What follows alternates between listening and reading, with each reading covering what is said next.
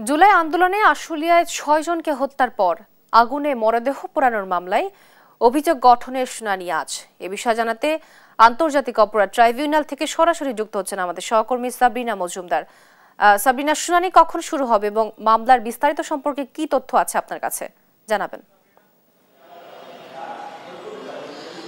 তোয়া, গেল বছরের জুলাই আন্দোলনের সময় যে কয়েকটি ঘটনা আসলে পুরো ছাত্র জনতার উপর যে রাগ ক্ষোভ পরে যেটি এক দফা আন্দোলনে পরিণত হয় সেটার মধ্যে কিন্তু আশুলিয়াও ছিল।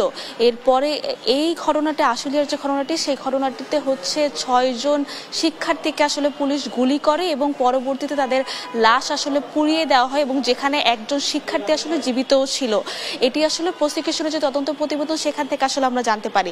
পরবর্তীতে এই অভিযোগ আসলে ট্রাইব্যুনালে আসে, অভিযোগ আসার পর সেটি মামলা হয়, মামলা হওয়ার পর ট্রাইব্যুনাল ২ আসলে অভিযোগ আমলে নেওয়া হয় এবং অভিযোগ আমলে নেওয়ার পর কিন্তু এই যে শুনানি চলছে এবং শুনানিতে এর আগে কিন্তু প্রসিকিউশন তাদের যুক্তিতর্ক উপস্থাপন করেছে, তাদের তদন্ত প্রতিবেদন দাখিল করেছে। তদন্ত প্রতিবেদনে কি কি এসেছে, কোন আসামি কি কি করেছে, কারা পলাতক ছিলেন, সেগুলো আসলে বলেছেন এবং এই পুরো এই আশুলিয়ার যে মামলাটি, সেই মামলাটিতে কিন্তু আসলে ১৬ জন আসামি অভিযুক্ত করা হয়েছে এবং ১৬ জন আসামির মধ্যে আসলে ৮ জন আসামি আজকে ট্রাইব্যুনালে হাজির করা হয়েছে এবং তাদের মধ্যে থেকে হচ্ছে পুলিশ সদস্য আরাফাত হোসেন, শাহিদুল ইসলাম, আব্দুল হারি কাফি সহ ৮ জনকে আজকে ট্রাইব্যুনালে হাজির করা হয়েছে এবং যে ৮ জন পলাতক রয়েছেন তাদের জন্য আসলে ট্রাইব্যুনাল নিযুক্ত আইনজীবী আসলে নিয়োগ দেওয়া হয়েছে।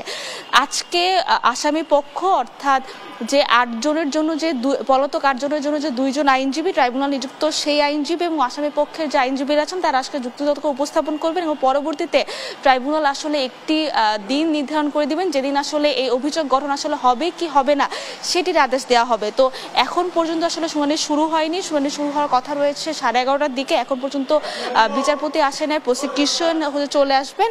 তো পরবর্তীতে যখন শুনানি হবে, শুনানির সময় আসলে আসামি পক্ষ আসলে কিভাবে অব্যাহতির আবেদন জানায় এবং আসামি পক্ষ আসলে কি কি যুক্তিতর্ক উপস্থাপন করেন সেটি আসলে আমি আপনার মাধ্যমে দর্শকদের জানাতে পারবো। তো এখন পর্যন্ত আন্তর্জাতিক অপরাধ ট্রাইব্যুনাল থেকে এই ছিল সর্বশেষ। তোয়া।